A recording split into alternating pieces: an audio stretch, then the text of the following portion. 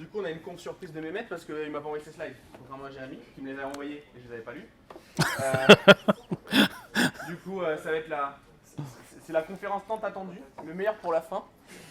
Waouh. Quand j'ai fait mon post en disant que je me faisais coacher, j'avais un coach mindset, tout le monde m'a dit ah, c'est un truc de victime. Je dis non, mais il est turc. Ils m'ont dit ah, c'est bon, ça passe. Et donc voilà. Ok. Mehmet, à toi de jouer.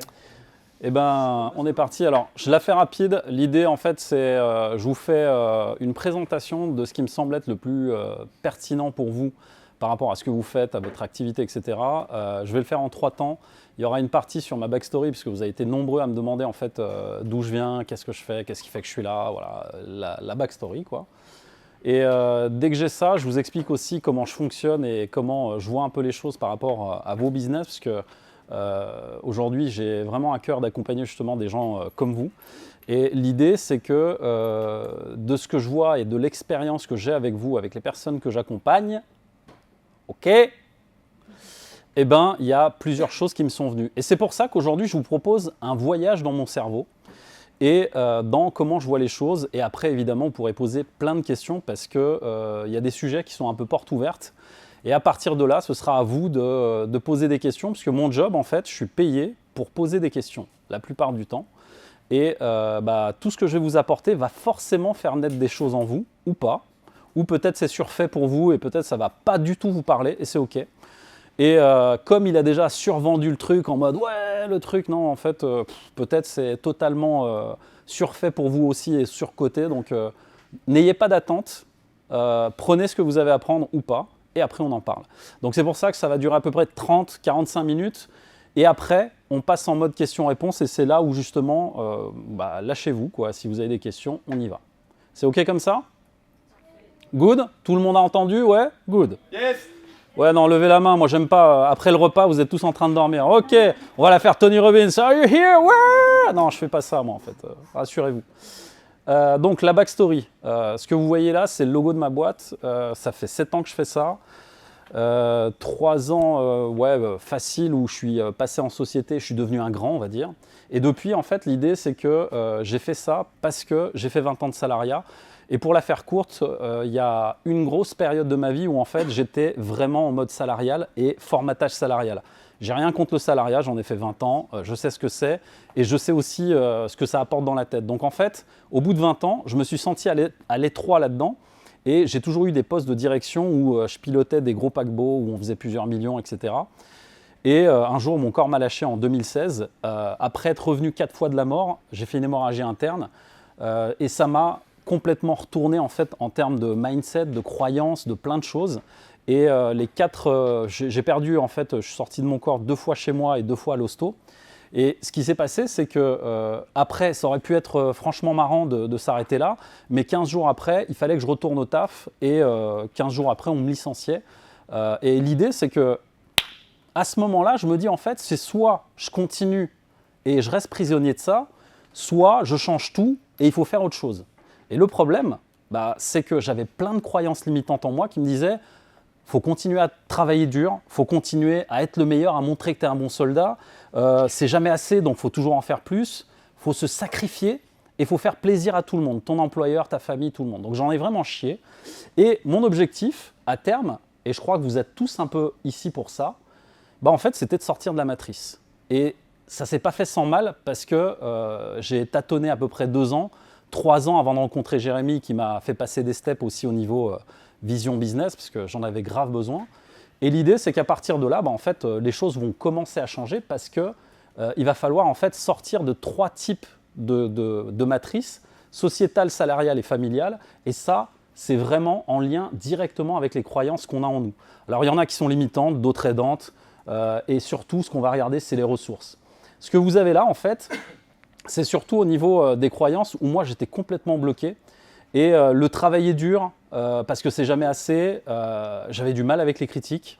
On me critiquait ou on me disait un truc, mon ego en prenait un coup. Alors, en plus, comme je suis turc, tu vois, la fierté ottomane, tu vois, tu t'arrives pas comme ça, etc. Donc, il y avait vraiment un truc là-dessus qui était, pour moi, à dégommer. Et il y a d'autres croyances comme celle-là. Et du coup, tout ça, il a fallu que je bosse dessus et que j'aille trouver des croyances aidantes, des ressources, et explicites et implicites, on pourra revenir dessus, mais vous avez tous en vous en fait des choses qui sont faciles, que vous faites facilement, et il y en a d'autres qui sont implicites, mais que vous ne repérez pas immédiatement. Et c'est surtout là-dessus que j'aide à pointer du doigt ce qui va et ce qui ne va pas.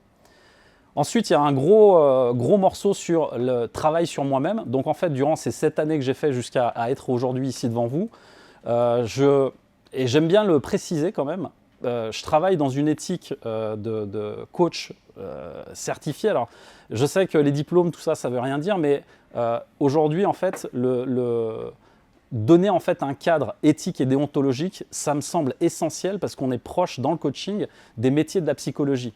Et j'entends trop de choses fausses sur les réseaux sociaux, donc je préfère juste remettre un cadre là-dessus en disant coach RNCP, c'est juste un diplôme qui a été certifié et reconnu par le répertoire national des certifications professionnelles de l'État. Ça ne veut pas dire grand-chose dans le monde de l'entrepreneuriat pour nous, mais en fait, au niveau du cadre légal, quand j'en parle à des organismes, etc., ils disent « Ah, vous êtes RNCP, c'est bien, etc. » Mais au-delà de ça, il y a une déontologie qui va avec, et c'est ce que je disais à Jean, je crois, tout à l'heure. Si vous vous engagez un coach, première question à lui poser, demandez-lui s'il est supervisé, puisque ça fait partie de la déontologie des coachs. Si un coach qui vous coach ne se fait pas coacher lui-même, c'est qu'il y a un gros problème. Donc, partant de là, j'ai également passé aussi une maîtrise je suis maître en programmation neurolinguistique, et c'est ça qui a complètement été le déclic pour moi, et c'est ce qui fait que je vous parle de cette conf aujourd'hui.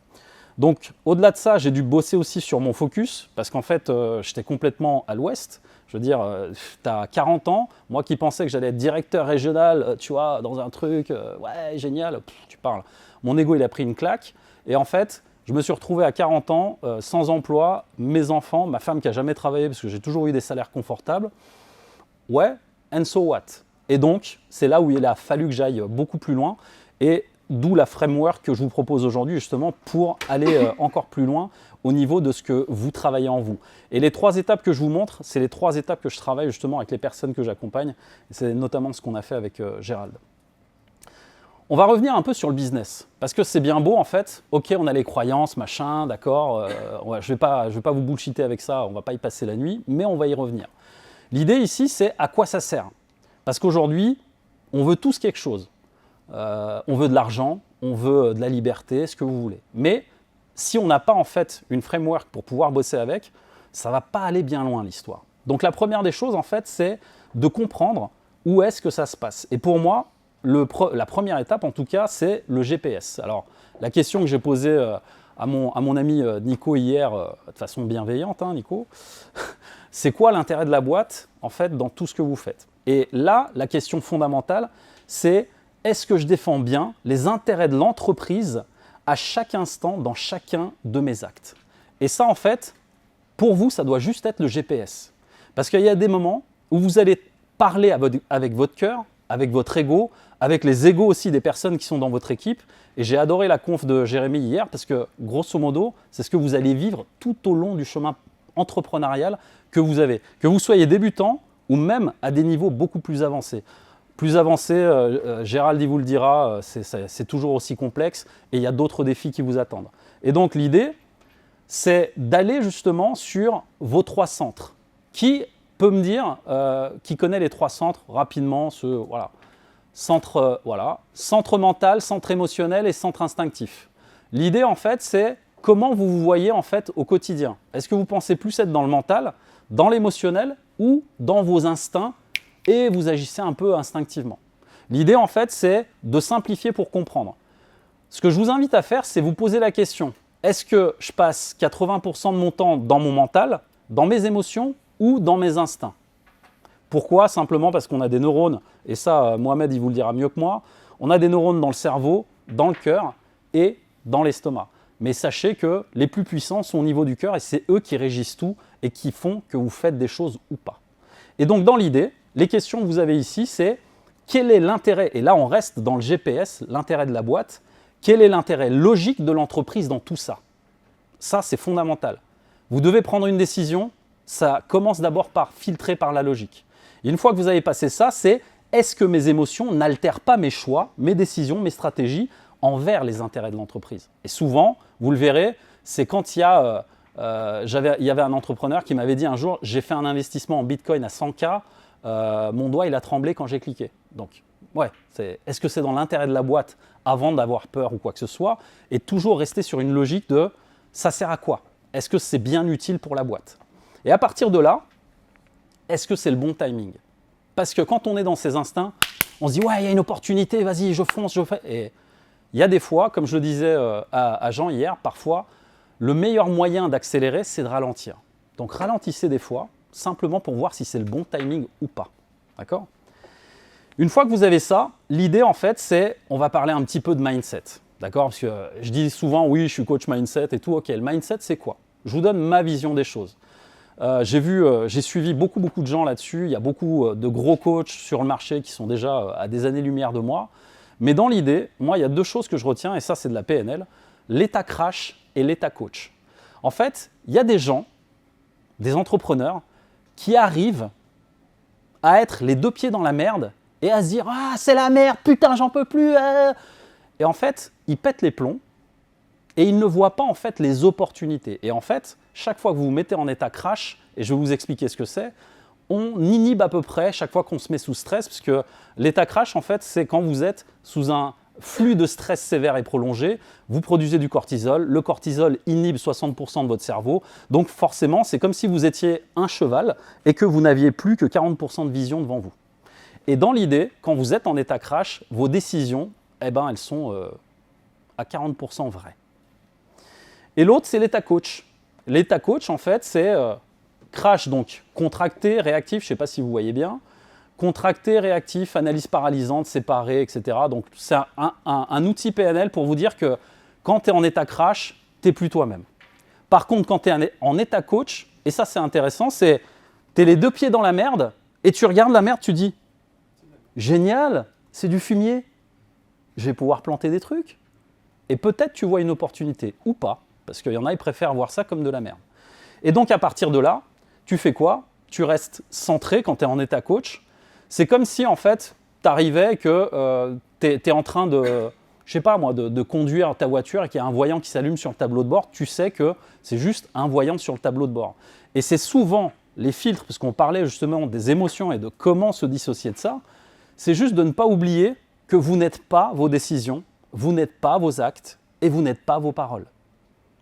Pourquoi? Parce que tout ça participe à quelque chose que vous êtes en train de construire qu'on appelle l'entreprise. Et je vais vous expliquer les deux autres items derrière. Donc forcément, vous êtes en état crash, il se passe quoi? Désorganisation, instabilité, et de l'autre côté, de la structure et de la stabilité. Et forcément, si vous reprenez certaines lois bien connues, la loi de Murphy, forcément, si ça doit tourner mal, ça arrivera. Et inversement, vous pouvez être en stabilité et en étant complètement ouvert à ce qui va se passer et se dire « Ok, ça arrive, c'est là, bon bah, comment on fait avec ?» Et là, vous êtes dans la loi de Carlson, un travail réalisé en continu prend moins de temps et d'énergie que lorsqu'il est réalisé en plusieurs fois. Et c'est souvent ce qu'on me dit « Oui, mais je commence » ou quand vous lancez un programme, ouais, machin. C'est toujours de le faire à petite dose sans vous en écœurer parce que vous allez devoir le faire longtemps. Donc c'est comme si vous alliez courir un marathon, ça ne sert à rien de vous écœurer avec tout de suite. Petite dose, c'est bien. Pourquoi? Parce que pour moi, le plus important, il est là. Et là, Mohamed, Antifragile, tu l'as lu? Excellent livre de Nassim Nicolas Taleb. Si vous devez lire un livre, en tout cas le résumé, parce que moi j'ai lu le résumé, j'étais un peu feignant. Antifragile, c'est un livre dans lequel on vous explique un concept. À l'époque justement de la Grèce antique, on avait en fait le théorème de l'hydre. L'hydre en fait c'est un serpent, t'arrives, tu lui coupes la tête, il y en a deux qui repoussent. Aujourd'hui en fait, dans vos business et dans tout ce que vous faites, vous devez avoir en fait la stratégie de l'hydre en vous.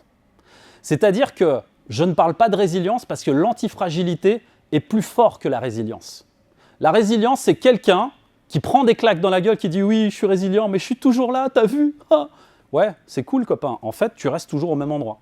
L'antifragile, c'est on met une claque, je ressors deux nouvelles armures, je me transforme en Super Saiyan ou je fais le chevalier du Zodiaque et j'ai l'armure d'or, et le mec, il ne peut plus me toucher.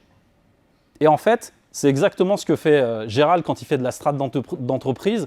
C'est un peu aussi comme le media training, c'est on va trouver les angles morts et on va les renforcer 2 fois plus. Et en fait, chaque fois que vous développez ça en vous, pas dans votre business, vous devenez inarrêtable.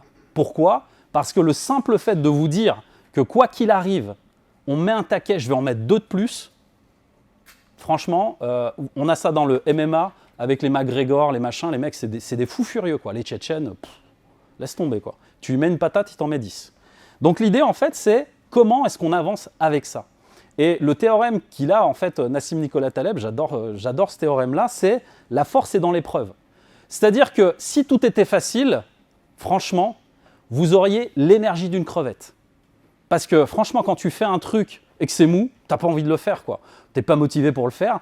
Et c'est les épreuves, finalement, tout ce que vous vivez là, que vous racontez depuis 2 jours, c'est ça qui vous sert à vous renforcer, à être encore plus virulent pour la suite.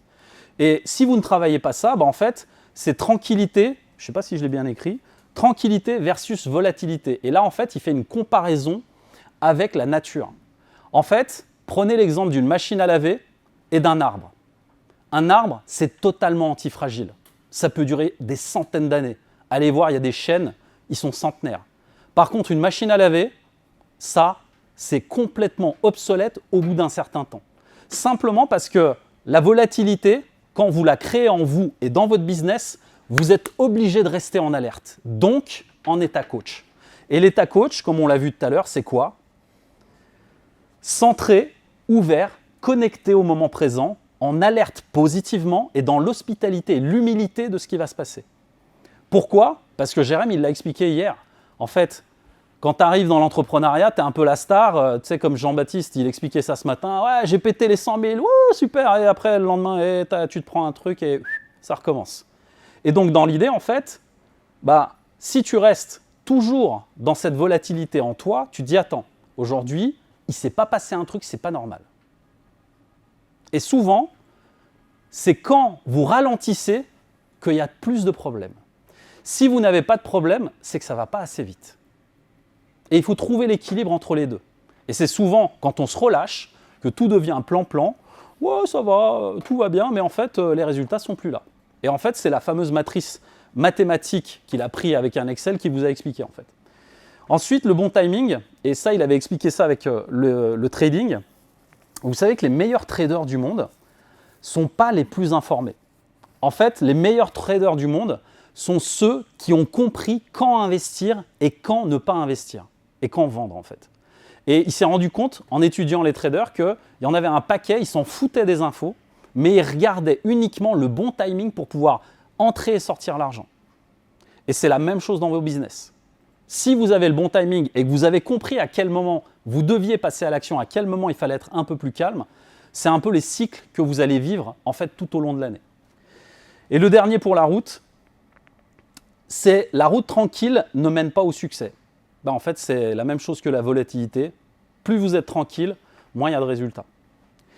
Donc, ça nous amène au deuxième point, puisqu'on a parlé du GPS, là on va parler du moteur. Le moteur, en fait, c'est l'obsession de l'objectif. J'aime bien ce mot parce que je le rattache à l'amour. Si vous avez quelqu'un dans votre vie, la première fois que vous rencontrez cette personne, il y a une espèce d'obsession amoureuse, un truc cool qui se crée avec la personne. Si vous n'avez pas la même chose pour votre business, c'est que vous n'êtes pas au bon endroit. Et l'idée, c'est que tant que ça ne devient pas une obsession, que vous n'êtes pas obsédé par ce que vous faites, vous n'êtes pas au bon endroit, simplement. Et c'est cette obsession que vous avez en vous qui va créer les résultats. Pourquoi? Parce que vous êtes nombreux à ne jamais lâcher l'affaire. Mais est-ce que vous le faites pour les bonnes raisons? Est-ce que c'est parce qu'il faut faire comme ça ou ça me tient à cœur, j'ai envie de le faire? Et là, ça appelle autre chose. Ça appelle des valeurs, des ressources, des croyances, plein de choses en fait. Donc l'obsession est plus forte que simplement de se fixer un putain d'objectif où peut-être le lendemain, tu n'auras plus envie de le réaliser, quoi. Et donc, la question ici, c'est est-ce que mon objectif est bien le bon et celui pour lequel je n'aurai de relâche d'agir pour l'atteindre à chaque instant dans chacun de mes actes? Et là, on parle bien d'actes, puisque c'est les actions. Et là, la même chose. Est-ce que je le fais passer justement par les 3 centres pour voir justement où ça en est? Là, on va parler d'objectifs SMART. Je ne le fais pas, vous le savez tous, spécifique, mesurable, atteignable. L'idée, c'est de placer un objectif et de savoir le plus précisément possible où on va. À partir de là, c'est est-ce que j'aime vraiment ce que je fais? Et là, franchement, pour le coup, on va regarder en nous, c'est un peu comme l'amour. Est-ce que je kiffe vraiment ce que je fais? Et chaque jour, moi, quand je me lève, je me dis, est-ce que je kiffe toujours ce que je fais, mes clientes? Ouais, c'est bon, ok, on continue. Et c'est bien de se poser la question une fois par jour parce que ça remet les bonnes choses aux bons endroits. Parce que si tu n'aimes pas ce que tu fais, gars, faut changer quoi. Est-ce que je pourrais le faire Est-ce que je pourrais faire ce que je fais toute ma vie? Ça, c'est une putain de question. Ça rappelle, je sais plus, il y avait une citation là-dessus, si tu travailles un jour, tu n'auras plus jamais l'impression de bosser. C'est vraiment ça. Et à partir de là, en fait, on crée 3 choses. Le premier, c'est de la clarté. Le deuxième, c'est de la volonté. Je l'ai dit sur le podcast de Bill Kerr. La discipline, c'est du bullshit. Vraiment. Si vous n'avez pas la volonté de mettre en exécution cette discipline que vous adoptez, la discipline ne sert strictement à rien. Donc, au lieu de travailler la discipline, travaillez votre volonté et surtout à quoi vous rattachez cette volonté. Votre famille, vos amis, votre femme, ce que vous voulez. Mais mettez un truc derrière qui soit moteur pour vous. Et là, vous allez déplacer des trucs, des montagnes, ce que vous voulez. Et ensuite, la passion. Pourquoi? Parce que cet aspect passion, en fait, c'est est-ce que je kiffe? Est-ce que je m'amuse? Est-ce que c'est fun? Et surtout, est-ce que j'en tire, moi, quelque chose qui me fait du bien, en fait? À partir de là, on arrive sur quoi? On m'avait dit, ouais, tu as parlé un peu de mindset, de focus. Là, on est clairement dedans. Parce que quand vous partez sur ces 3 principes de clarté, volonté et passion, vous arrivez sur ce qu'on appelle le focus et le leadership. Parce qu'un leader, c'est quelqu'un qui est concentré sur une voie et qui aime ce qu'il fait et qui est prêt à emmener tout le monde. Et ça me rappelle ce que disait justement hier Valéran. Un message qui te dépasse, t'emmène les gens et tu prouves que ça marche. On est en plein dedans. Et en fait, ça, c'est ce qu'on appelle en PNL aussi les prophéties autoréalisatrices ou autodestructrices. Et là, on va parler de l'effet Pygmalion. Je vous ai mis la définition pour ceux qui aiment les définitions. Je ne sais pas si vous voyez bien. Je vous laisserai la photographier s'il faut. De toute façon, je vous enverrai le slide. Là, on s'appuie sur l'étude du docteur Rosenthal, qui était un psychologue d'Harvard quand même. On appelle ça l'effet Pygmalion. En fait, c'est quand tu as des attentes. Tu sais, on parlait de A-player, B-player, machin. Ok, en fait, toi, tu as des attentes, d'accord? Tu recrutes quelqu'un, mais en tant que recruteur et chef d'entreprise, tu veux que le mec il soit aussi bon que toi. Alors, oui, ça existe, ça va te coûter un bras pour le payer, ça c'est sûr, mais si tu prends quelqu'un qui est un peu en dessous, tu ne peux pas attendre la même chose de ce mec-là, sinon il sera à ta place.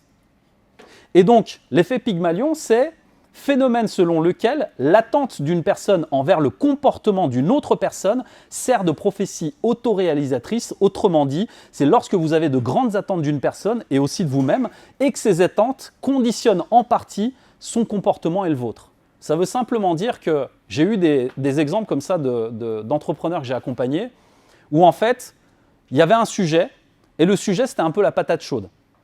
Et quand quelqu'un de l'équipe venait en fait lui balancer la patate chaude, il disait « Ouais, non, mais c'est bon, ouais, vas-y, fais comme ça. » Votre comportement en dit énormément sur vous quand vous avez un problème qui arrive à vous. Et par mimétisme, c'est normal, la personne qui est en face, elle voit comment vous gérez la patate chaude. Vous la mettez sous le tapis ou vous la prenez à bras-le-corps et dites « Vas-y, viens, on va la gérer ensemble. » Et ça fait une différence fondamentale entre les équipes engagées et celles qui fuient à chaque fois qu'il y a des problèmes. Et c'est là où vous gérez la merde, service client, etc., etc. Et à partir de là, vous avez l'effet inverse, l'effet golem. Et là, c'est la même chose. Quand vous avez peu d'attentes de vous-même des autres, vous tirez vos résultats vers le bas. Et c'est souvent l'exemple du fruit pourri. Il suffit de mettre un C-player dans un groupe de A-players, comme il disait Jérémy hier. Putain, les A-players, il y en a putain, le mec, il fout rien. Et tu fais quoi? Vas-y, fais quelque chose. Et en fait, c'est vraiment ça qui va finalement en fait, donner la motivation ou l'enlever dans l'équipe. Alors ça nous emmène où? En fait, tu crées ce que tu crois et tu crées ce que tu crains. Vous êtes tous aujourd'hui preneurs de décisions et à chaque fois qu'il y a un problème qui arrive, vous devez prendre des décisions.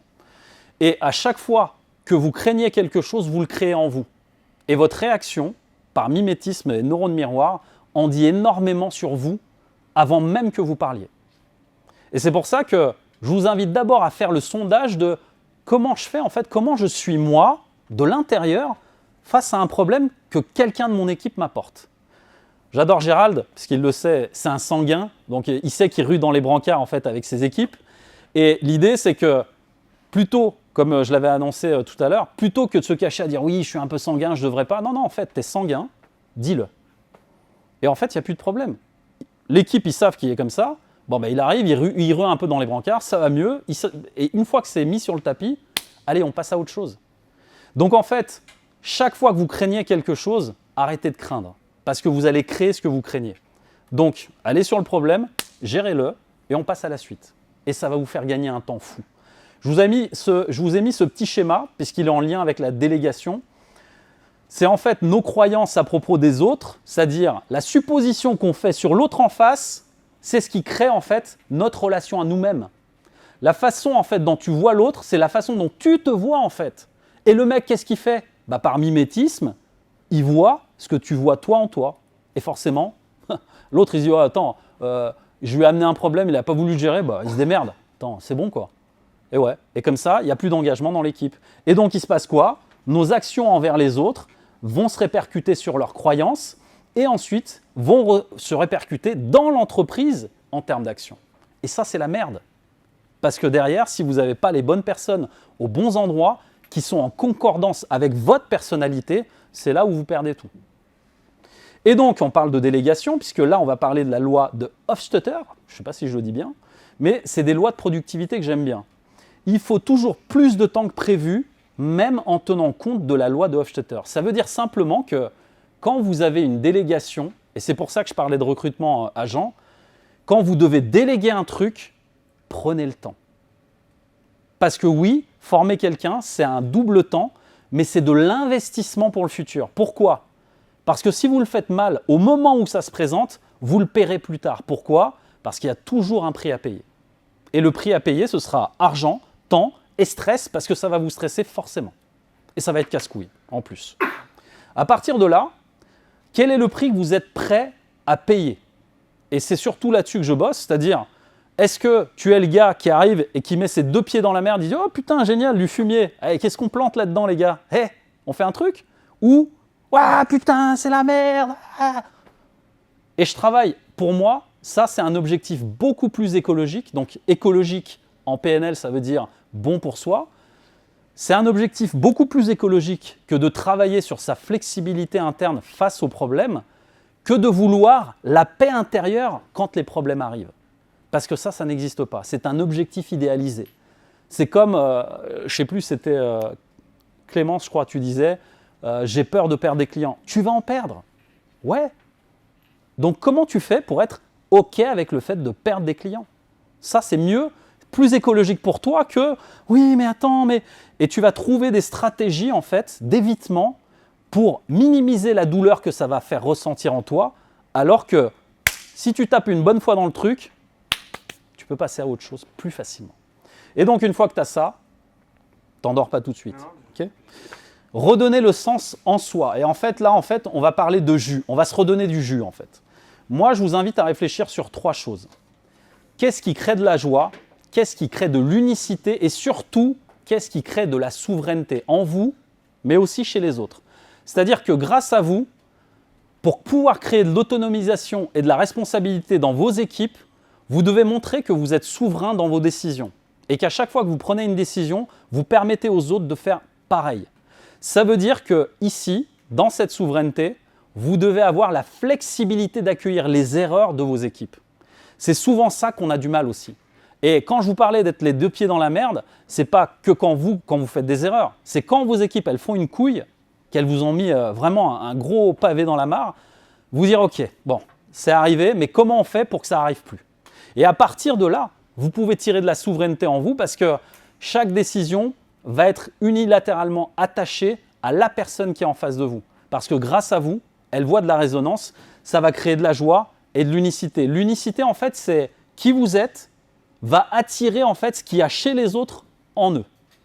Et à partir de ça, une fois que vous savez qui vous êtes, la joie, c'est de pouvoir justement, on vous parle souvent de bonheur, oui, le bonheur c'est bien, je suis un peu d'accord, c'est surcoté, parce que le bonheur en fait c'est un mot valise, parce qu'en PNL on travaille beaucoup sur les mots valises.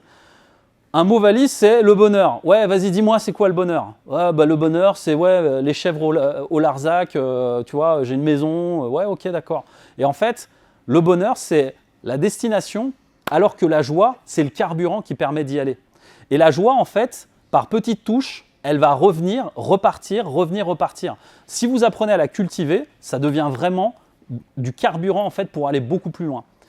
Et à partir de là, c'est vraiment le jus qui vous permettra d'aller beaucoup plus loin dans ce que vous faites. Je continue, c'est bon, vous êtes chaud ou ça va? Je fais un break, Ouais, lève les bras. Je fais un break pour boire parce que moi aussi ça carbure. Mon objectif, c'est de le faire en 30 minutes pour qu'on puisse après passer aux questions-réponses et qu'on ait quand même des interactions. On va passer au dernier pilier. Donc vous vous rappelez, premier pilier, le GPS, l'intérêt de l'entreprise. Deuxième, c'est le moteur, qui va être l'obsession de l'objectif. Et ensuite, le dernier, c'est le véhicule. Et là, on va parler canal de communication, c'est-à-dire comment vous communiquez avec vous-même, avec les autres et avec vos équipes. Et donc, dans l'idée, la question qu'on va se poser ici, c'est à qui je m'adresse, de quelle manière et dans quel but. Et ça va être fondamental pour la suite. Parce que là, en fait, on va utiliser des canaux de communication différents, des canaux de communication différents. Le premier, en vert ici, c'est les prospects. Le deuxième, c'est les clients.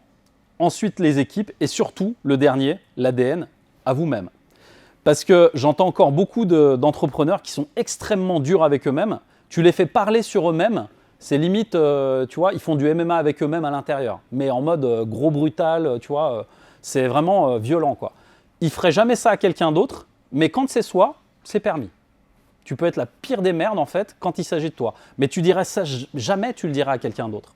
Et c'est ça qu'il va falloir aussi aller débusquer, parce qu'à l'intérieur, en fait, on va s'attarder sur les valeurs et les croyances. Parce que si tu as un haut niveau de respect et de fidélité, d'amour pour toi-même, tu vas devenir la personne la plus importante de ta vie. Ça veut dire que chacune de tes décisions va être hyper qualitative. Et il n'y aura plus personne d'autre de plus prioritaire que toi à faire les choses. Tant que tu n'es pas aligné en fait, là-dessus, à être la priorité de ta vie, tu as loupé un épisode. Et franchement, tu vas voir qu'après, il y a d'autres croyances qui peuvent venir te trigger. Donc pour ça, moi, je propose une autre méthode PNL qui s'appelle la méthode FEE. Tu connais ? Flexibilité, élégance et écologie. Et là, on va parler simplement en fait de comment on va pouvoir gagner en flexibilité dans notre communication avec soi et aussi avec les autres.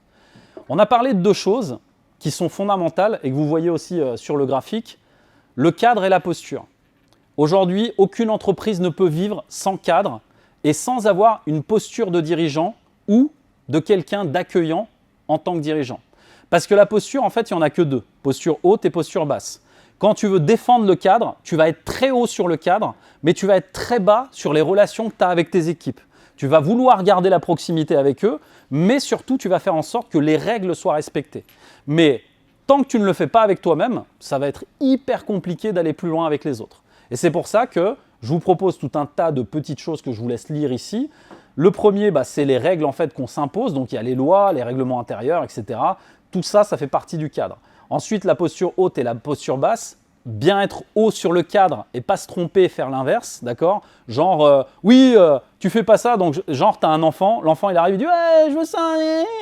Et en fait, le gamin, tant que tu lui as pas donné, il continue à faire des pieds et des mains pour l'avoir. Et donc, il y a une de mes clientes qui a vécu ça un jour avec, c'est une petite histoire rapide, elle est comptable. Donc elle, dans son monde à elle, analytique, centre mental, dans la chambre de sa fille de 16 ans, adolescente, au collège, qui est dans une phase de rébellion énorme, tout doit être rangé à la maison, même la chambre de la jeune fille rebelle. Et tous les matins, qu'est-ce qu'elle fait ? Elle arrive pour contrôler la chambre. C'est une comptable, tout doit être rangé. La gamine, elle a 15 ou 16 ans, je crois. Hein. Et je lui dis alors, il se passe quoi ?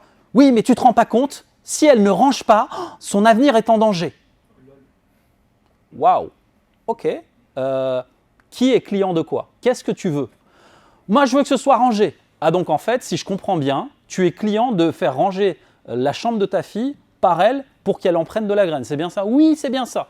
En fait, tant que vous n'êtes pas dans le monde de l'autre, c'est-à-dire que vous ne vous êtes pas mis au niveau de l'autre pour comprendre ce qu'il vit, ça ne fonctionnera pas. Et donc, il y a ce que j'appelle l'expérience émotionnelle correctrice. Qu'est-ce que je lui ai fait faire ? Là, le lendemain matin, quand tu vas la voir, tu as ces fringues propres qui viennent de sortir du lavage, tu les as repassées. En fait, sa fille, elle a un mode de rangement rebelle. Donc en fait, quand tu arrives dans sa chambre, les fringues sont par terre, il y a des boîtes de pizza et les livres sur le bureau, et surtout, en fait, elle laisse ses sous-vêtements à côté du chevet. Ok, très bien. Tu prends les fringues et tu fais le même classement. Tu balances par terre aux bons endroits. Et en fait, elle fait ça le matin, mais je lui demande d'aller plus loin. Je lui dis, tu ouvres le placard et tu vides 3 rangées de placards, juste pour voir ce que ça donne. Et là, le lendemain matin, donc elle arrive, « Bonjour ma chérie, ça va? Tiens, je t'ai apporté ton linge. » Et elle jette tout comme ça. La fille, première réaction, elle est comme ça. Ok, maman, ouais. Elle fait, attends, bouge pas, je vais t'aider. Première étagère. La fille fait, mais maman, tu fais quoi? Non, mais t'inquiète, je t'aide à ranger. Deuxième étagère. Au bout de la troisième, la fille a bondi du lit. Maman, non, mais c'est bon, attends, je vais m'en occuper, il n'y a pas de problème. Elle revient le lendemain matin.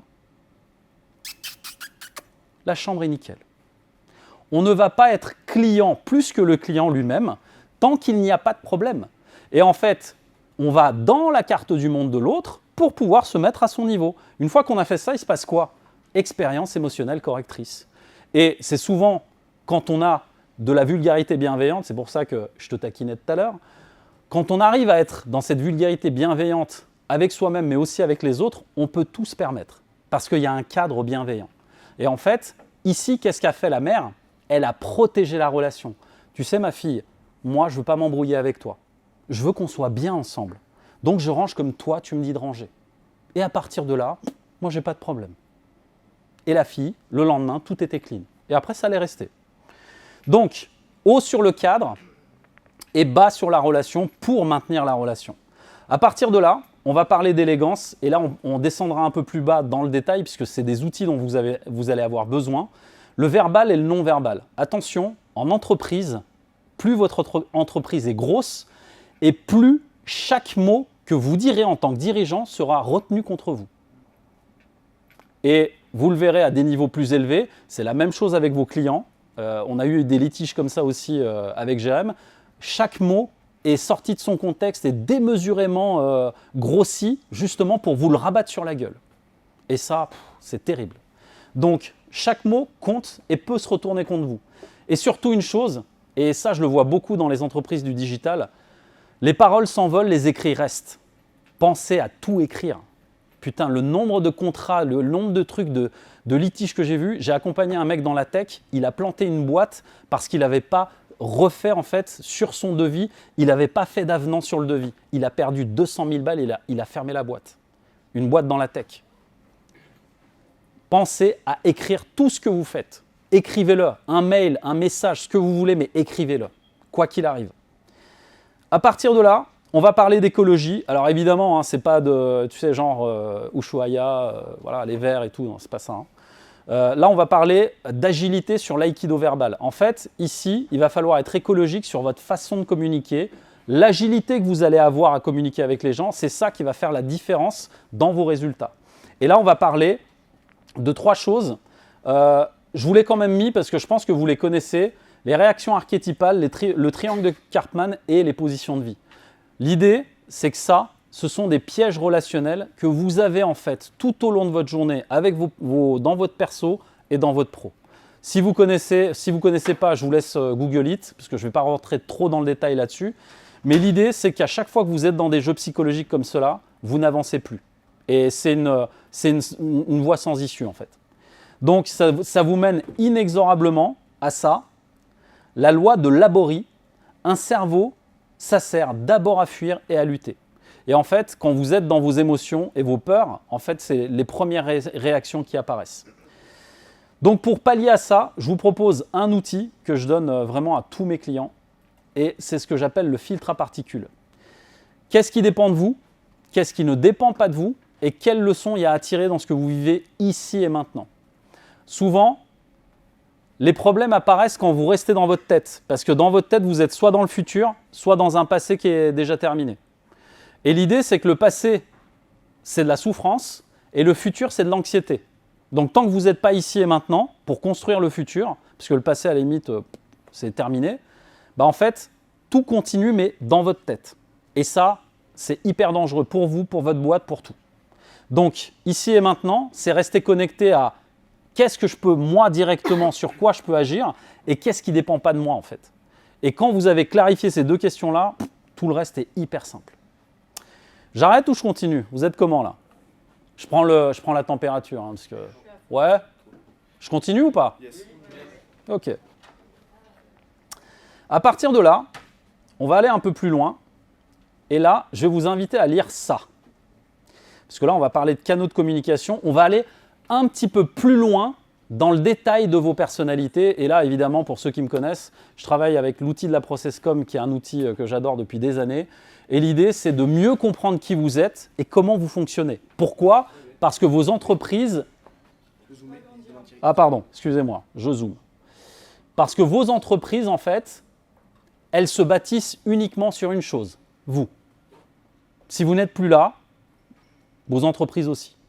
Donc, plutôt que de partir à vouloir mettre des process, des machins, recruter des gens, regardez d'abord ce qu'il y a à l'intérieur, comment ça fonctionne et comment vous pouvez l'optimiser, vous en servir peut-être dans des zones d'excellence avant de commencer à faire autre chose.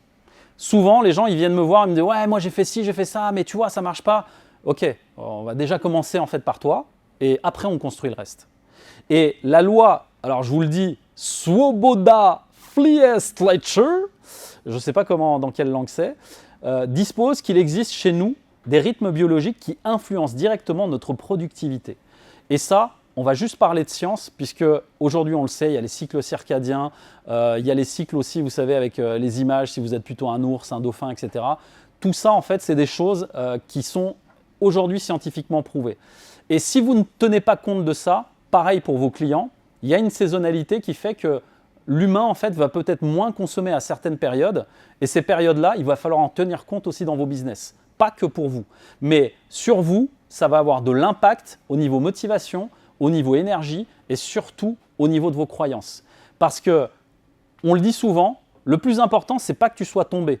Le plus important, c'est comment tu t'es relevé, parce que si tu restes au même endroit, tu vas créer un ancrage que chaque fois que tu tombes, ça fait mal, oh, je peux pas, et ça reste.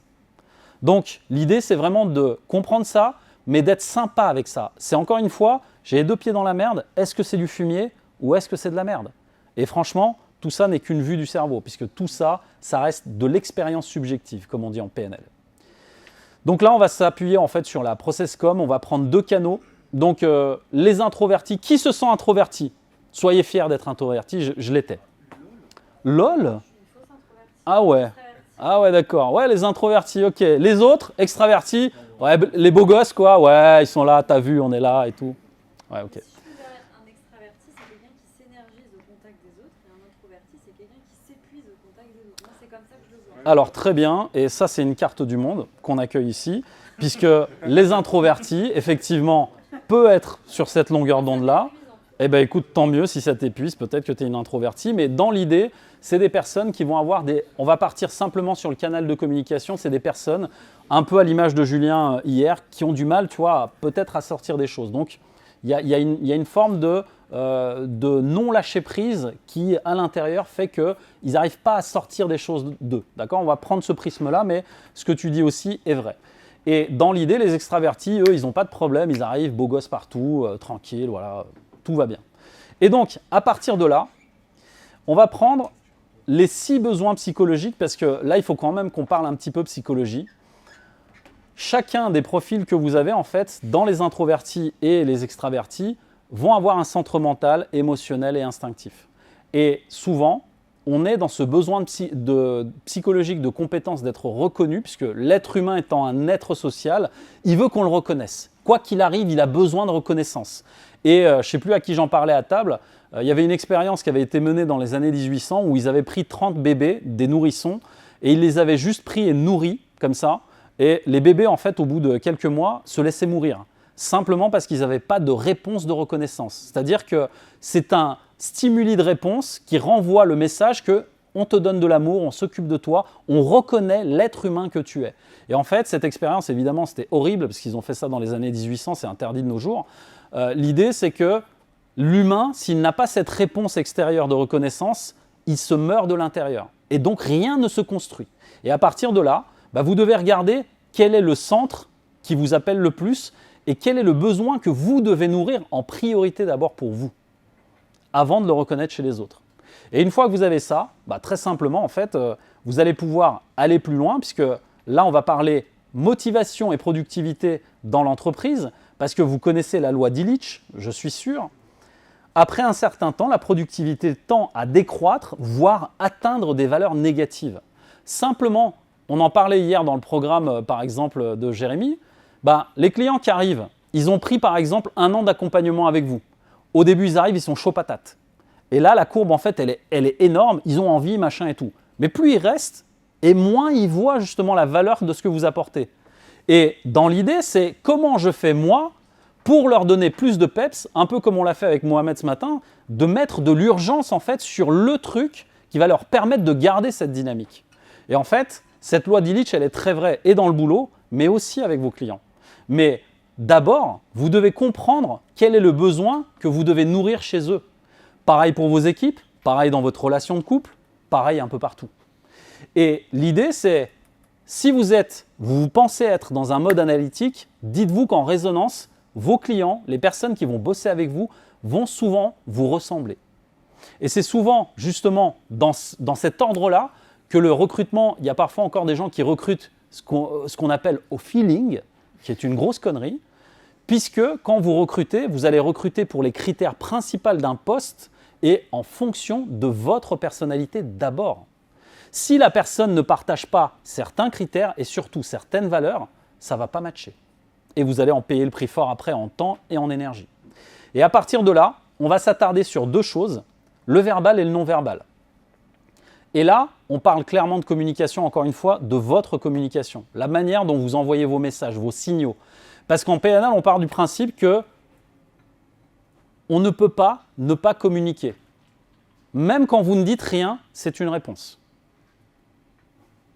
Et tant que vous n'avez pas compris ça, les problèmes peuvent continuer à s'additionner et à la fin, ça fait un joli pataquès. Donc, vous allez regarder au niveau verbal, le centre mental, il a ce qu'on appelle le quotient intellectuel. Et lui, il est très doué pour analyser, optimiser, faire en sorte que tout soit carré. Ensuite, vous avez le quotient émotionnel. Et là, on va parler des émotions, des personnes qui sont très fortes pour comprendre les émotions des autres et les anticiper, l'empathique. Et ensuite, on a l'instinctif. Et lui, il est plus dans le quotient relationnel et social. Et là, on va parler justement de créer du lien, du réseau. Et ça, c'est la grande force de Gérald. Je suis admiratif pour ça. Il arrive à réunir des gens de tous horizons. Et ça, c'est une grande force. Et c'est sur ce genre de critères que vous avez en vous que vous construisez votre entreprise, pas l'inverse. C'est stupide de faire l'inverse. Et de dire « Ouais, lui, je le sens bien ». Non, non.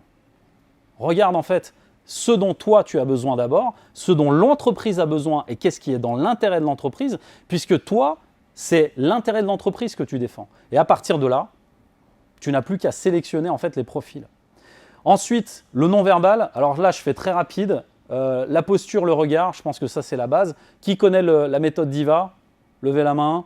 Non? Oui? Très rapide. Quand vous parlez et que vous êtes dans un environnement d'entrepreneur comme vous ici, j'adapte mon rythme d'habitude. Je parle très lentement. Jérémy me connaît. Moi, je suis plutôt une tortue. Mais quand je suis dans un environnement où les entrepreneurs qui sont, tu vois pas, non? C'est ça? Alors, attends. Hop. Voilà. Débit, intonation, volume, articulation, la méthode DIVA. On utilise beaucoup ça dans le phoning, simplement pour se synchroniser, puisque c'est de ça dont il est question. On va se synchroniser en fait avec l'environnement dans lequel on se trouve. Nos équipes, nos partenaires, etc. Et en fait, plus vous êtes synchronisé sur eux, et plus votre communication est efficiente et efficace. Et c'est ça qui va créer aussi de la performance dans votre business. Et ensuite, on arrive à l'aspect final, et j'arrêterai là-dessus, puisque après, on va pouvoir passer aux questions-réponses. Ici, on va parler d'abord de synchronisation, de vous synchroniser, vous, avec les personnes de votre équipe, vos clients, etc. Et ensuite, de calibrer ce dont ils ont besoin. Et là, on utilise simplement la maïotique socratique.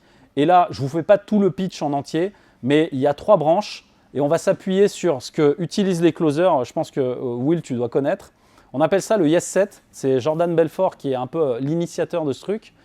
C'est quand vous avez un appel, en fait, avant de poser une question, demandez toujours la permission.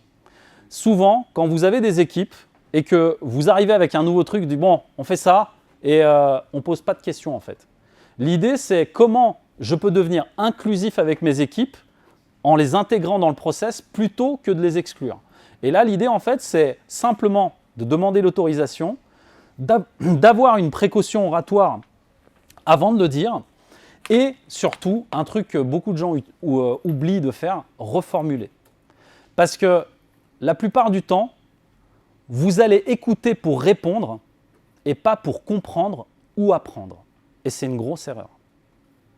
Si vous écoutez quelqu'un, écoutez la personne pour la comprendre et apprendre des choses d'elle, pas pour répondre.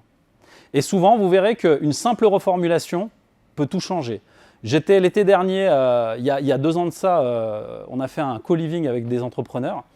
Et il y a une youtubeuse assez cotée en fait, qui s'est assise à côté de moi à la piscine et qui me dit « Mehmet, j'avais un sujet parce que toi, tu vois, t'es coach mindset et tout. Bon, j'ai un sujet.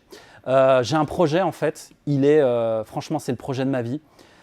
Il est génial. J'ai trop envie de le faire, mais je peux pas. » Ok, d'accord, très bien. Alors, si j'ai bien compris, tu as un projet, il est génial. Tu as envie de le faire, mais tu peux pas. C'est quoi la raison? Dis en fait, je peux pas le faire tant que j'ai pas trouvé l'homme de ma vie. Donc si je comprends bien, un projet que tu aimes, que tu voudrais faire tout de suite, tu ne le fais pas tant que tu n'as pas rencontré l'homme de ta vie, c'est bien ça?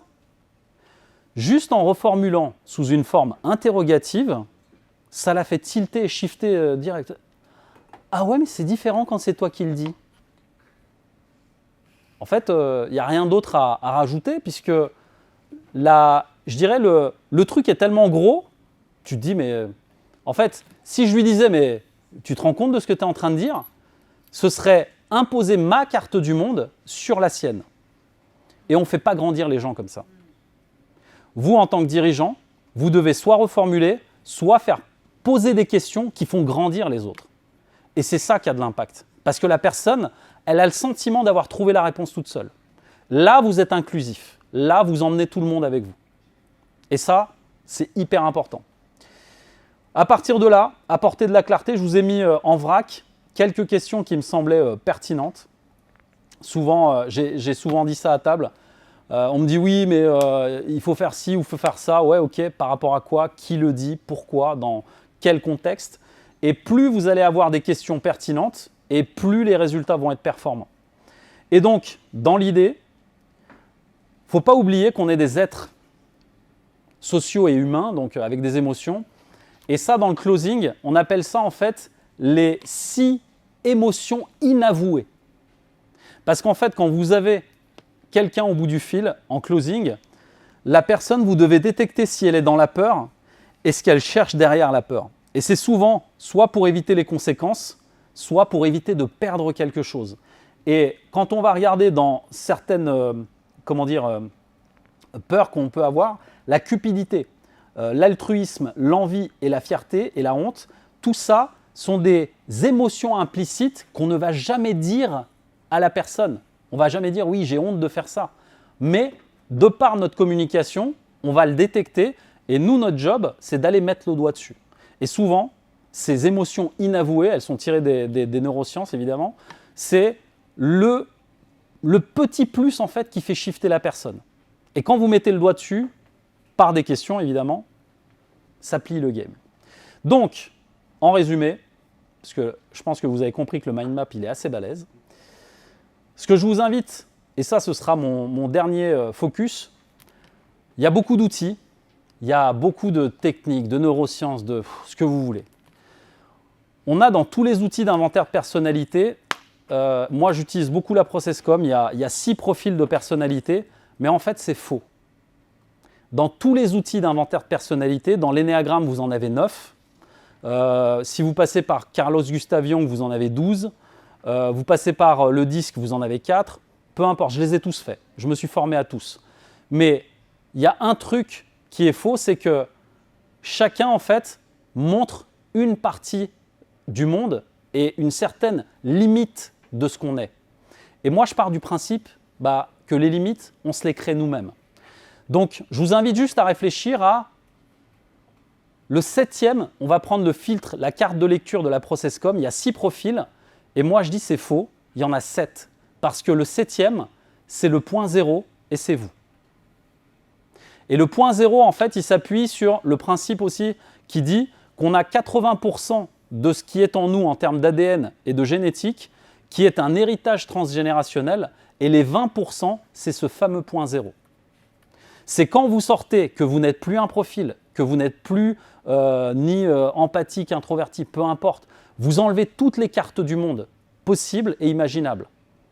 Vous êtes ce point 0. Et c'est de ce point 0 que la magie opère. C'est là que I have a dream apparaît. Interrogez-vous là-dessus. Où est mon point 0 ? Je vous remercie pour l'attention. Et du coup, on peut passer aux questions-réponses.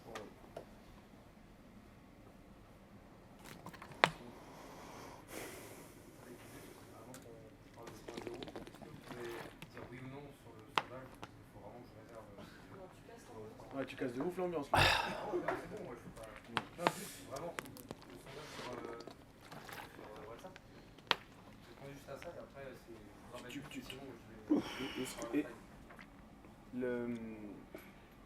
Moi, si t'as moyen de revenir sur l'anecdote du linge. Ouais. Ah, pardon. Ouais, c'est surtout revenir sur l'anecdote de la jeune fille qui range pas sa chambre là. Enfin, comment dire, les notions de leadership, tu vois, dans une relation qui pourrait être hiérarchique, comme pourrait être dans une boîte, là, en l'occurrence, dans le cadre familial, etc. Comment ça s'inscrit là-dedans aussi, tu vois?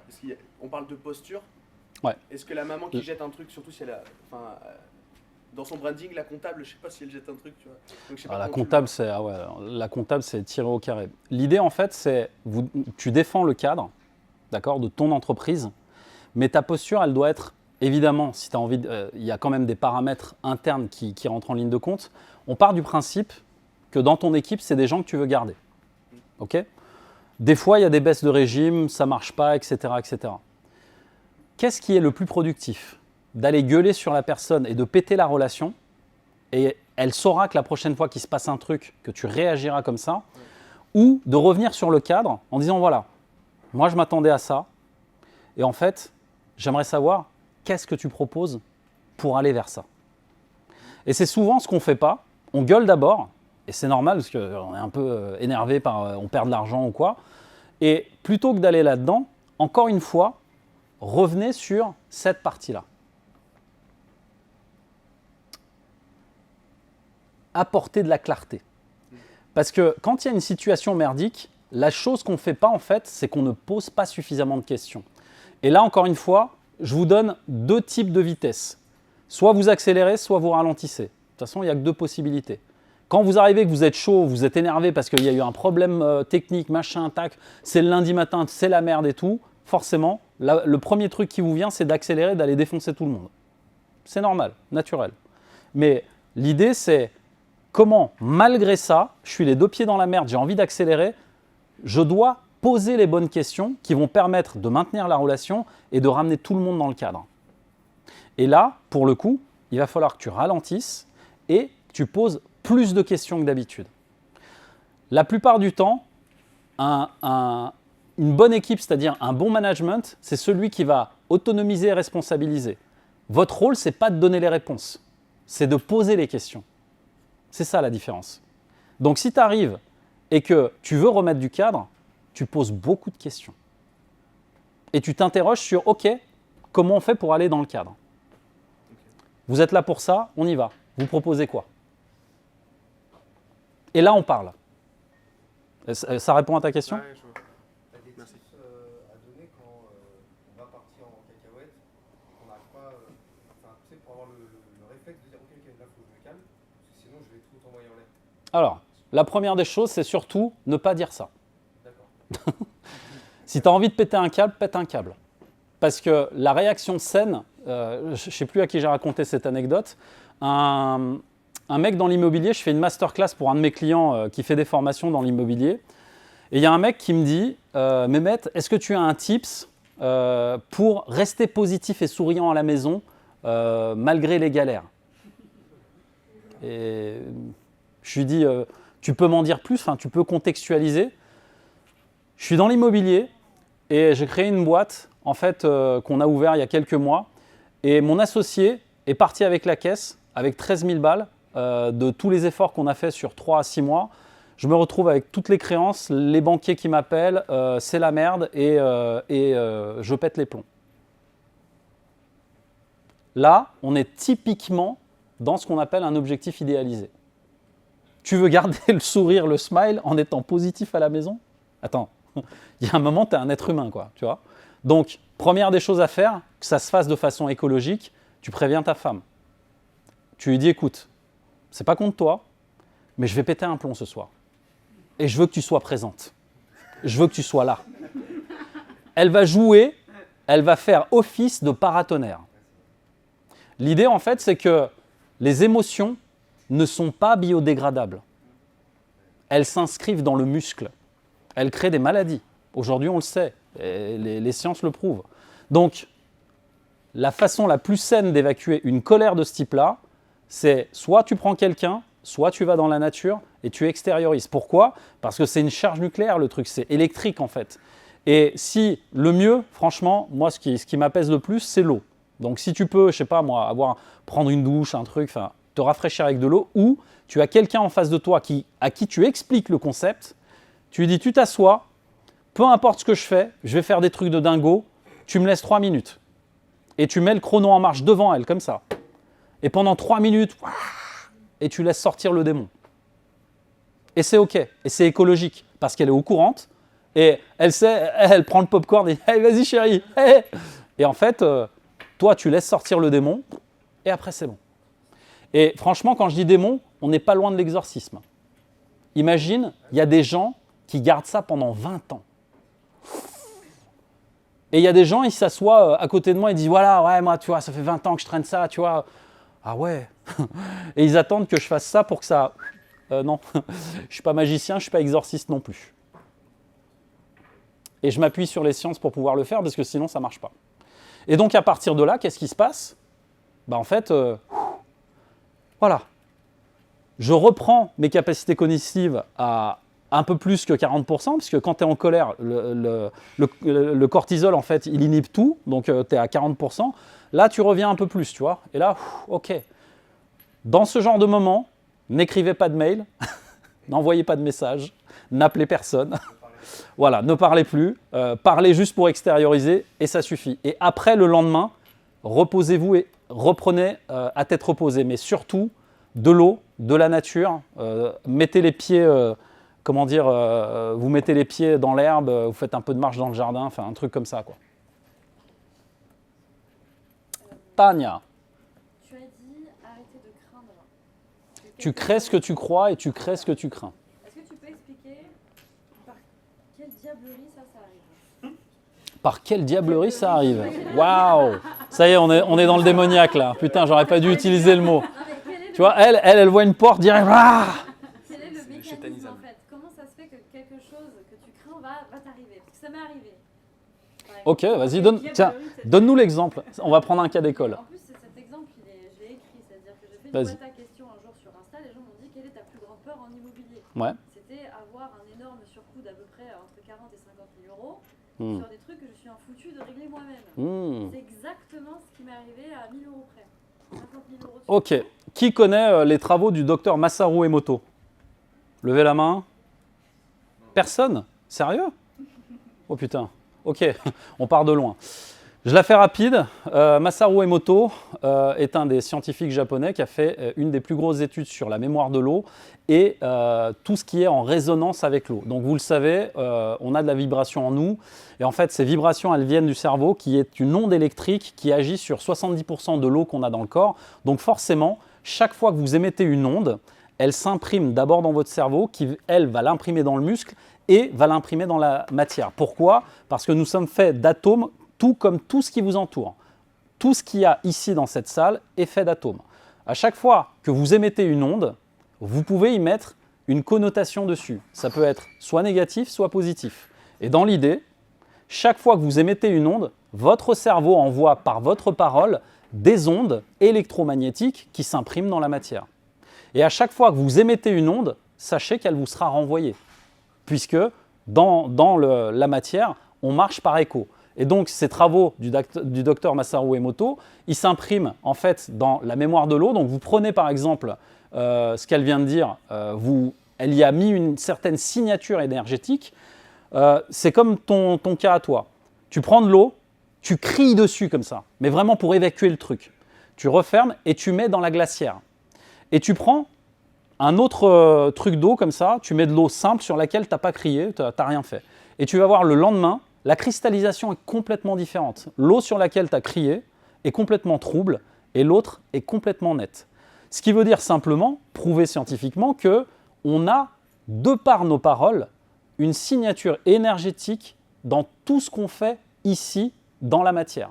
Ça veut dire que quand vous pensez ou vous parlez de quelqu'un, soit vous lui faites du mal, soit vous lui faites du bien. Et c'est pour ça qu'il y a un proverbe turc qui dit, je crois que c'est un proverbe soufi, qui dit que tu restes le maître des mots qui n'ont pas échappé de tes lèvres et l'esclave de ceux qui sont sortis. Pourquoi ? Parce que quand tu envoies une pique à quelqu'un, en fait, imagine, tu as une pomme, tu prends un couteau et la pomme, elle redeviendra jamais comme à l'origine en fait. Et les paroles ont ce pouvoir. Et tant que vous n'avez pas compris ça, pareil avec vos équipes, vous cultivez en fait la signature énergétique que vous avez en vous dans votre entreprise. Pareil avec vos clients. Si vous avez peur de décevoir vos clients et qu'ils partent, vous aurez de la déception dans votre entreprise.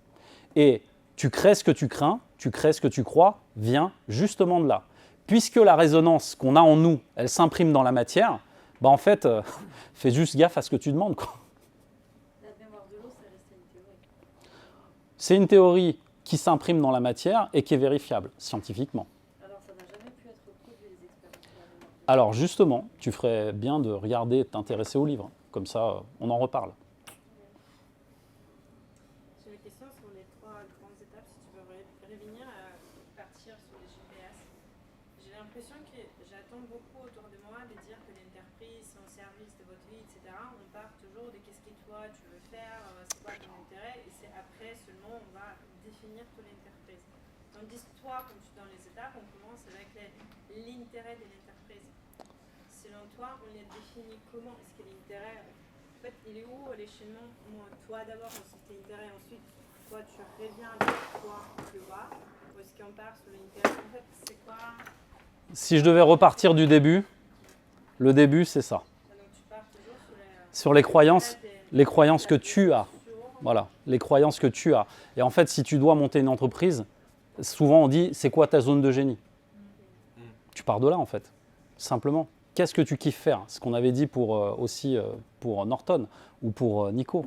En fait, s'il y a des choses que tu n'aimes pas faire, au début, il faudra peut-être le faire, mais dès que tu peux déléguer, tu le délègues. Mais toujours partir de toi. Et tu peux me dire ce que tu veux. Aujourd'hui, je te donne l'exemple de Steve Jobs. Steve Jobs, à la fin de sa vie, il avait des milliards et il a dit « j'aurais tout donné pour passer juste un peu plus de temps avec ma fille ». Tu vois, là, on s'appuie sur une croyance qui est hyper universelle, la famille. Qu'est-ce qui a de l'importance pour toi?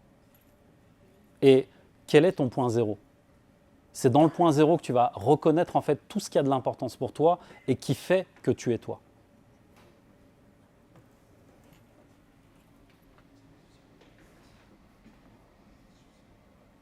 Ouais. Justement, pour ce point zéro, est-ce qu'il y a des process que tu peux suivre, audio, coaching, audio, je sais pas, pour aider à enlever tous les cadres? Alors tu sais quoi? Je te ferai mon lien d'affi pour que tu puisses. On en reparle. Et le point zéro, franchement, c'est un... Comment dire? Tu peux répéter ce qui t'a demandé? Oui, je disais, pour ce point zéro, est-ce qu'il y a des astuces, des process, des audios, des coachings qui permettent de nous aider à le trouver? J'ai l'impression que moi, je reviens tout de suite dans le mental à dire, en fait, il me reste peut-être cette carte, ce machin, ce truc, et d'avoir la peine à le trouver. Donc, qu'est-ce qu'il vient de dire? Non, qu'est-ce qu'il vient de dire? Il vient de dire il analyse. Le point 0, c'est le point dans lequel il n'y a plus de dualité, plus de carte de lecture, plus rien. Il n'y a que vous. Tant que vous êtes dans la recherche, c'est que vous avez besoin. Tant que vous avez envie, c'est qu'il y a encore un besoin qui n'est pas comblé. Le jour où vous lâchez prise, et c'est ça le niveau ultime du point 0, c'est le lâcher prise. Le jour où, peu importe les merdes qui arrivent dans votre entreprise, vous êtes capable de rester dans ce point 0 en mode « Ah ouais, ok, c'est une information ». C'est ça le point 0. Franchement, je vous dis, hein, ça fait 20 ans, même pour moi, c'est dur. Des fois, il y a des trucs qui arrivent, tu dis « Putain ». Et en fait, encore une fois, plus vous imprimez ça dans la matière et la signature énergétique, et plus ça devient vrai dans votre réalité. Donc le point 0, c'est quand est-ce que tu arrêtes justement d'être dans le mental. Arrête d'être dans le mental, dans l'émotionnel, dans tout. Juste, il ne se passe rien. Et en fait, à partir de ce point-là, c'est là que le vrai lâcher-prise permet la vraie clarté. Et c'est de cette clarté-là, justement, que tu arrives à prendre de vraies bonnes décisions. Tu vois ce que tu cherches? Le message plus grand que toi-même, c'est dans ces niveaux ultimes qu'on les retrouve. Pourquoi? Parce qu'il fait appel en fait à toute la partie arrière du cerveau qui, elle, en fait, est là où on a les milliards et des milliards d'informations à la seconde. Il y a une étude en neurosciences qui disait qu'on était à peu près à 7 idées secondes quand on réfléchit ici, parce que ça fait appel à l'avant du cerveau. Et en fait, quand tu es dans ce point 0, on appelle ça le subconscient, c'est toute la partie arrière, et là, on est plutôt à plusieurs milliards d'informations à la seconde. Pour vous donner un exemple, il y a un très bon livre là-dessus qui s'appelle La 25e heure, que j'ai recommandé aussi à tous mes clients. Dans ce livre, en fait, ils expliquent le process de créativité de Albert Einstein, de Mozart, de Walt Disney, etc. Les mecs, tu sais ce qu'ils font toute la journée? Entre 8 et 10 heures de leur journée, ils ne font absolument rien. Simplement pour nourrir l'espace, pour laisser de l'espace à ça. Le point 0. Donc, pour nous aider à y arriver, ce serait de faire moins. Ouais, je sais, c'est contre-intuitif. Ça veut dire lâcher prise, ne rien faire. Ouais. C'est un processus de créativité. Un créatif, un musicien en a d'autant plus besoin. Parce que tu ne composes pas une symphonie en étant dans le mental.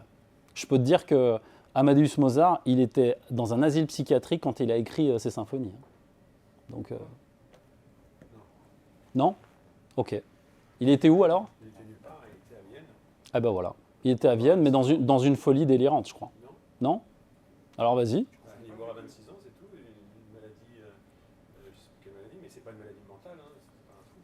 Mozart. Tu trouves pas que Van Gogh? Non. Mozart, là, hein. Mais alors, j'ai peut-être une mauvaise source. Tu as tout à fait raison. Ouais, non, Mozart n'est pas mort de. Il est mort à cause de Salieri. De quoi? Non, alors ça c'est la version Pushkin et Schaeffer. Alors autant pour moi. Tu as totalement raison. Tu as totalement raison. Mozart n'est pas mort. Ouais. C'est une croyance collective. Moi, je pensais qu'il était dans un asile, mais possible. Non, il n'a pas fini l'asile. Et j'avais entendu. N'hésitez pas d'abord, de toute façon. Apparemment, c'est une maladie infectieuse, le Covid. L'asile a été inventé par Esquirol, le père de la psychiatrie, vers les années 1800. Donc déjà, tout ça, il y avait Magnifique. pas d'asile, Magnifique. Donc c'est bien ça. Ça confirme. Il y a pas d'autres questions avant? Je sais pas, vous avez d'autres questions, Gab? Ah, alors, il y avait Gab avant toi, et je te donne la parole après. T'en as combien? 2. Ah, La première, c'est tout à l'heure, tu parlais du passé et du futur, donc de rester connecté au présent et de sortir de sa tête. Moi, c'est quelque chose qui me parle beaucoup parce que je suis à fond maintenant. Donc, je voulais savoir si tu avais des tips pour prendre le réflexe justement de rester plus dans ce moment présent et d'arrêter de se projeter à chaque fois qu'il y a une décision à prendre. alors, pour le moment présent, il y a une méthode universelle, c'est la respiration. C'est-à-dire que le plus haut niveau de conscience qu'on peut avoir, c'est de pouvoir s'observer sans se juger. Et pour ça, il suffit en fait, à des moments de pic de stress de la journée, simplement de fermer les yeux et écouter sa respiration. Alors évidemment, il y a de la méthode de méditation là-dessus, mais c'est le niveau, selon moi, encore une fois, c'est ma carte du monde, le niveau ultime pour pouvoir se reconnecter au moment présent et prendre des décisions saines. Parce que tant que tu restes dans ta tête et dans tes émotions, les décisions, elles sont polarisées. Donc, forcément influencé. Et la respiration est une des méthodes que moi, en tout cas, je privilégie le plus parce que je fais en moyenne une méditation à 2 par jour. Et dans l'idée, c'est ce qui amène l'ancrage et la stabilité pour pouvoir rester en fait ancré sur soi. Et au-delà de ça, évidemment, si tu peux aller, tu vas à la mer c'est ionisant, ça t'enlève tout type d'électricité. Enfin voilà, si t'es proche de la mer, c'est génial quoi. La mer, la terre, la forêt avec les arbres, c'est extraordinaire. C'est voilà. Ok, merci. Et la deuxième, c'est plutôt quelque chose qui m'a beaucoup questionné dans ce que tu as dit. J'entends pas, excuse-moi, mais. Je vais parler plus fort, pardon. Ça m'a beaucoup questionné. Tout à l'heure, tu parlais des introvertis, extravertis. Et tu avais 3 items de chaque. Et j'ai un constat et qui me fait poser beaucoup de questions. Et donc, je voudrais avoir ton avis. C'est que moi, par réflexe, je suis introverti. Selon tes 3 items. Par contre, je me sens beaucoup plus épanoui quand j'ai les 3 items de l'extraverti. Ok, c'est quoi ta question? Et ben, en fait, j'ai l'impression qu'il y a un désalignement. Et Par rapport à quoi? Je trouve ça bizarre d'avoir un désalignement par rapport à quoi, Gab? Bah, que l'automatisme soit de l'introverti, parce que je me suis reconnu à fond là-dedans, mais que je préfère l'autre situation. Encore une fois, tout ça n'est qu'une carte de lecture. Tu n'es pas ni introverti ni autre. Tu es suivant le contexte. Et en fait, c'est ce qu'on fait souvent en PNL. On appelle souvent des parties de nous. Tu sais, des fois, on a des envies, on ne sait pas pourquoi. Bah, peut-être qu'il y a une partie de toi qui dit « ouais, j'ai envie de ça ». Et le contexte va définir ce qui va être utile au moment où ça se présente. Donc, c'est pour ça que, encore une fois, pouvoir observer ça sans le juger, dire « tiens, ça c'est là, ok, je vais écouter, je vais voir ce que ça donne ». Et c'est ça le point zéro. Et en fait, si tu arrives à être ok avec tout ce qui arrive, et même à être ok avec le fait de dire « en fait, je suis introverti et extraverti », c'est cool. Parce que les deux vont te servir. Et suivant le contexte de ta vie, au début de ta vie, il y a des choses dont tu n'auras pas besoin, auxquelles tu vas faire appel après. Et au début, tu vas être introverti parce que ça va te servir, ça va être très utile. Et à un moment, tu vas dire non, c'est bon, le rôle de l'introverti, j'ai donné, vas-y, je fais mon rebelle, je m'extravertis direct. Tu choisis. Erwan. Est-ce que tu penses vraiment que c'est le point zéro qui permet la performance ultime? C'est quoi la performance ultime pour toi? En fait, j'entends que ça permet l'apaisement et d'être serein. Mais est-ce que pour qu'une boîte scale très fort très vite, est-ce que faut être dans cet état-là ou est-ce qu'il faut être un peu énervé? C'est plus ton ressenti que je... Alors, moi, je n'ai pas de ressenti par rapport à ça, parce que ce qui m'intéresse, c'est ce que toi, tu veux. Qu'est-ce que tu veux, toi?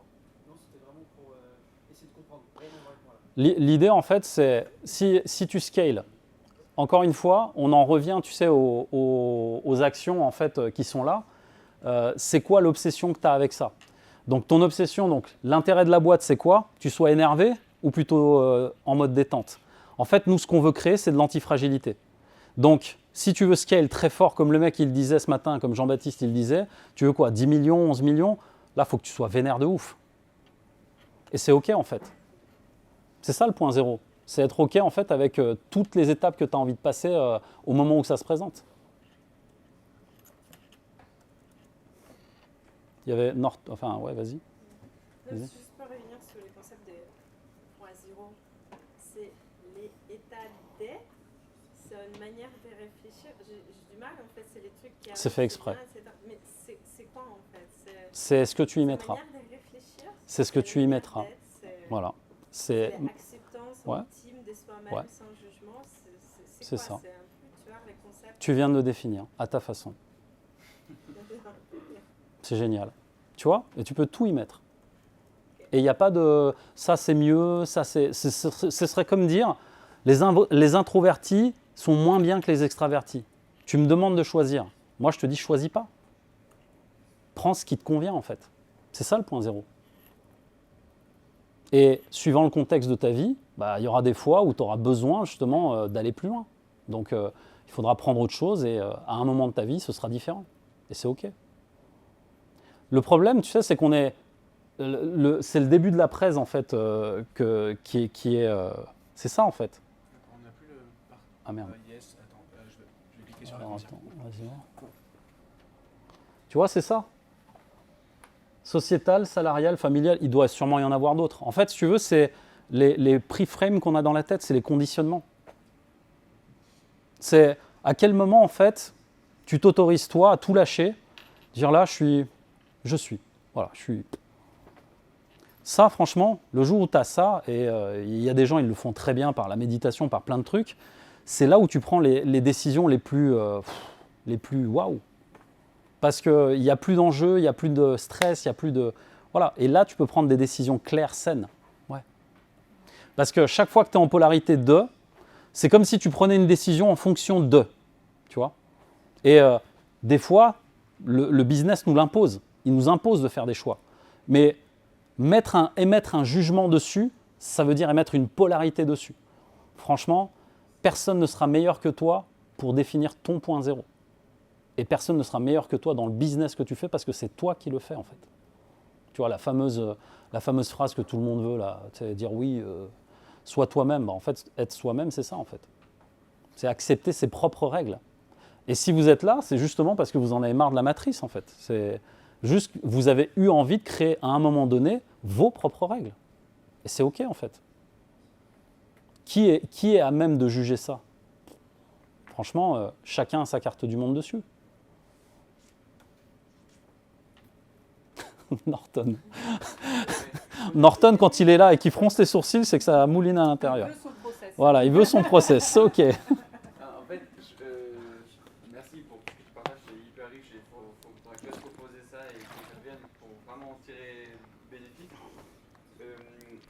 J'ai l'impression de comprendre au niveau business, au niveau, ça va, au niveau familial, moi, je suis confronté à des fois des obstacles avec le cercle des amis ou de la famille, surtout la famille.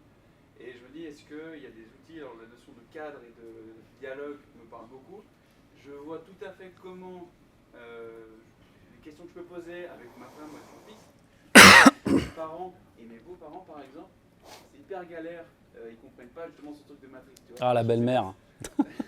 Et je ne sais pas si tu peux éclairer ce point. Alors, Parce que, alors justement, tu vois, recadrons. Recadrons. Qu'est-ce que tu veux? avoir une relation simple, dans le respect mutuel et avec un vrai intérêt pour... Ok, alors juste, je reformule. Quelle est ta question? En 5 à 7 mots maximum. D'accord?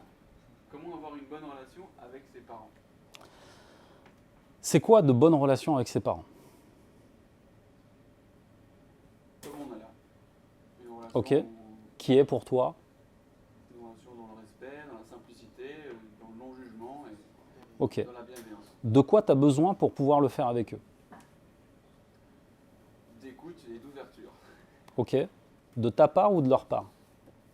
De leur part. Ok. Donc là, on revient au filtre à particules. Qu'est-ce qui dépend de toi? Qu'est-ce qui ne dépend pas de toi? Et qu'est-ce qu'il y a de bon à prendre et à apprendre ici et maintenant? Ce qui dépend de toi, c'est quoi? Mon écoute et les questions que je peux poser. Voilà. Qu'est-ce qui ne dépend pas de toi? Leur écoute.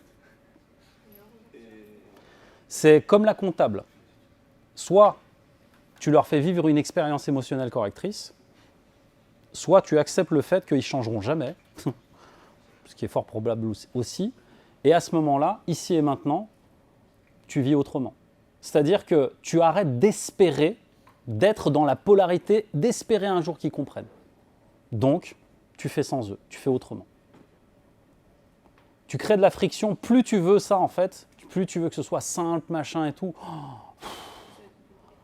Non mais en fait, sur des gens qui sont générationnellement 20 à 30 ans derrière toi, ça va être compliqué de les faire bouger, vraiment. Et même si on a... il y a d'autres questions, même si on s'en fout de les faire bouger, mais comment tu gères quand eux reviennent, ils disent vous nous manquez, tout ça, mais ils sont pas prêts à ouvrir une porte en fait, tu vois. Mais ils en demandent. Et du coup, Bah, t'as la justement, balance. qui est client de quoi en fait? Ouais, c'est ça.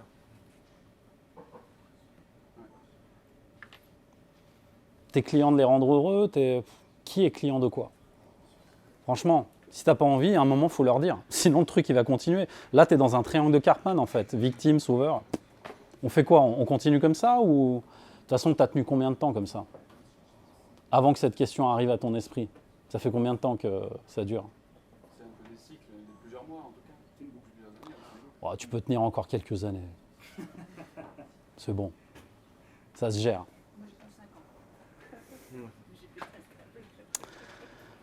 C'est bon pour vous? C'est good? Merci beaucoup.